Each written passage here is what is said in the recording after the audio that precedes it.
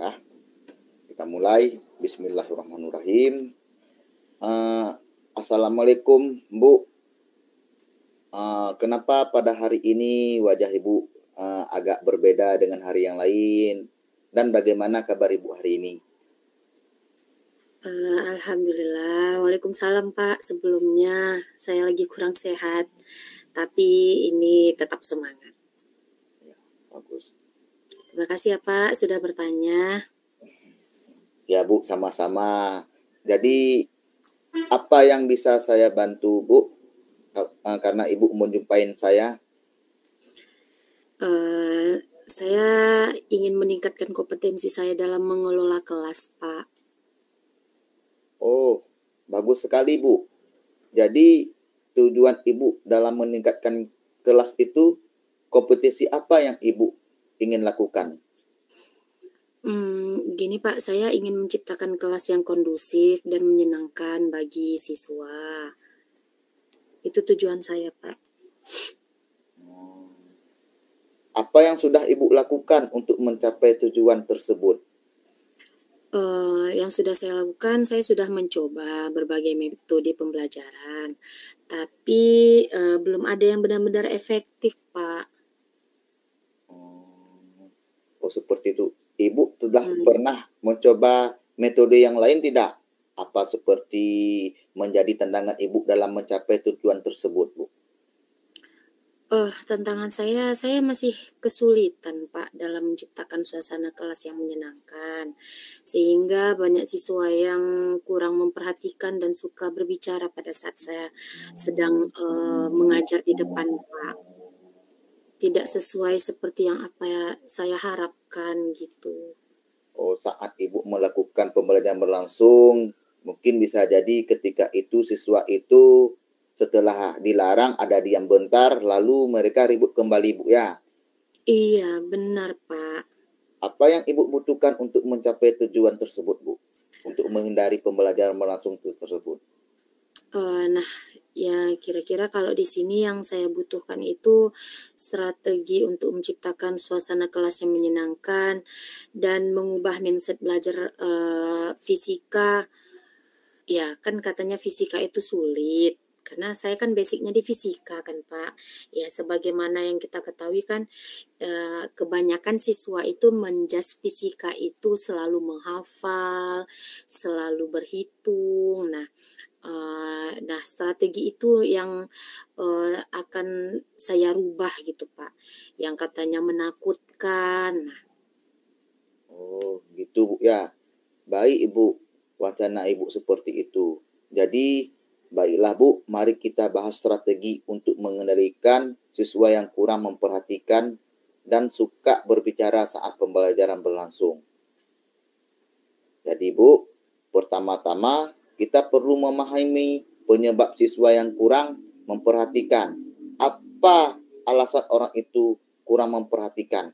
Mungkin dengan gaya Ibu belajar atau metode pembelajaran Ibu tidak ada variasi dan suka berbicara saat pembelajaran berlangsung. Apakah karena mereka tidak memahami materi pelajaran? Apakah karena mereka bosan? Itu perlu juga Ibu introspeksi diri untuk diri Ibu sendiri. Ataukah karena mereka ingin menarik perhatian, Bu? Kalau yang saya pikir Pak dari yang tadi bisa aja karena mungkin mereka tidak memahami materi pembelajarannya Pak ya. Gitu, Bu. Mungkin ada yang lain, Bu. Untuk saat ini itu aja, Bu, menurut Ibu. Menurut saya seperti itu Pak, karena mereka nggak paham dan mungkin yang saya sampaikan itu terlalu monoton, jadi anak-anak itu tidak fokus gitu. Jika demikian, kita perlu memberikan penjelasan yang lebih jelas, Bu, dan menarik kepada siswa agar siswa itu tidak bosan, Bu. Bisa Ibu mencari atau memiliki metode. Di kelas Ibu tuh ada tidak proyektor, Bu? Untuk menggunakan metode pelajaran yang lebih bervariasi agar siswa tidak bosan. Ada Pak kayaknya. Kalau gitu saya akan mencoba strategi uh, berdiferensiasi gimana Pak? Kalau tergantung minat siswa, Bu, ya boleh, bagus sekali itu, Bu. Nah, berarti kalau begitu akan saya coba Pak, karena sebelumnya saya sudah kasih tugas ke siswa. Kalau sebelumnya kan saya terus menjelaskan, saya kasih contoh, saya kasih soal. Nah, nanti kan tadi secara diferensiasi saya beri pilihan sama mereka Pak. Saya bagi kelompok kepada setiap kelas yang saya ajarkan. Ya, Bu. Tidak banyak-banyak saya bagi kelompoknya, sekitar 3 orang satu kelompok. Nah, nanti saya bagikan berdasarkan kemauan mereka. Saya kasih pilihan, boleh berupa konten, boleh berupa komik digital, boleh berupa membuat produk alat peraga. Nah, jadi kalau misalkan saya kasih pilihan mereka memilih berbagai macam dari ketiga itu kira-kira gimana, Pak? Menurut Ibu, mana yang terbaik asalkan siswa itu tidak bosan di saat Ibu melakukan proses belajar mengajar. Jadi, selama Ibu ubah pola metode Ibu berdiferensi selama melakukan proses pembelajaran, ada tidak berubah siswa itu dengan mata pelajaran Ibu ampun?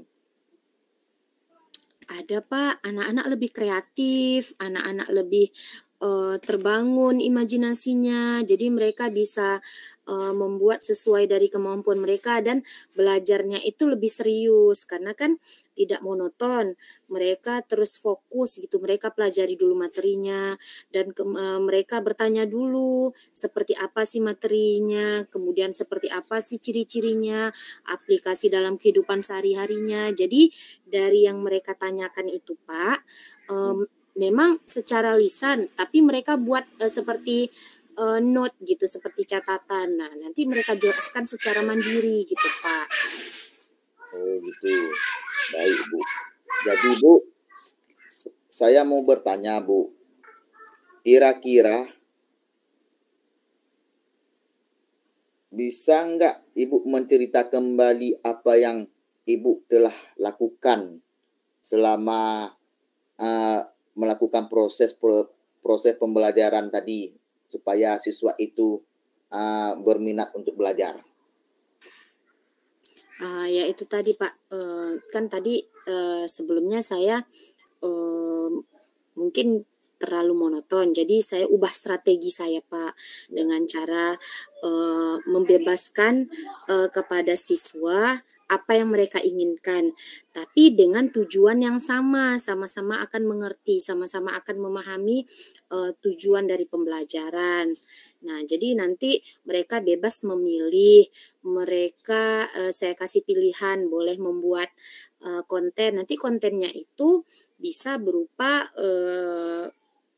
tampilan ataupun nanti mereka buat sebuah video tampilkan ke YouTube, bisa berupa TikTok. Nah, mereka kan tidak terlalu terpaku kayak gitu Pak, tidak kaku. Nah, kemudian mereka bisa membuat komik digital, mungkin yang nanti hobi di desain gitu Pak. Kemudian mungkin ada yang hobi langsung aplikasinya langsung terjun ke lapangan buat alat peraga gitu Pak. Itu nanti yang akan saya lakukan gitu. Ya, bagus Bu. Jadi Bu, dalam Ibu proses seperti itu, siapa yang membantu Ibu dalam melaksanakan komitmen itu Bu?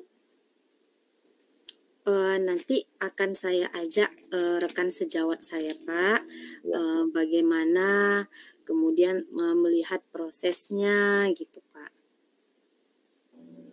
Gitu Bu ya. Iya Pak. Bagus Bu. Kalau perasaan Ibu, gimana perasaan Ibu sekarang ini? Tadi kan sebelumnya saya gimana ya Pak, masih dalam masalah gitu ya, karena kan bingung gitu gimana ya caranya, strategi apa. Nah, kok sekarang alhamdulillah saya sudah punya strateginya, saya sudah punya langkahnya gitu. Jadi lebih lega gitu Pak, Oh, lebih lebih lega. siap mengelola kelas. Ya, ya. Bagus, bagus, Bu. Selain itu, kita juga perlu, Bu, memberikan penguatan positif kepada siswa yang tidak berbicara. Kita bisa memberikan pujian atau penghargaan kepada siswa yang diam dan mendengarkan pelajaran. Iya Pak, akan saya lakukan itu Pak. Ya, alhamdulillah saya ikut senang juga, Bu, bisa menyelesaikan permasalahannya Ibu sendiri, ya. Jadi Ibu mendapatkan permasalahan dan mendapatkan solusinya Ibu sendiri. Iya Pak, terima kasih ya Pak sudah membantu saya. Ya, sama-sama Bu Nova.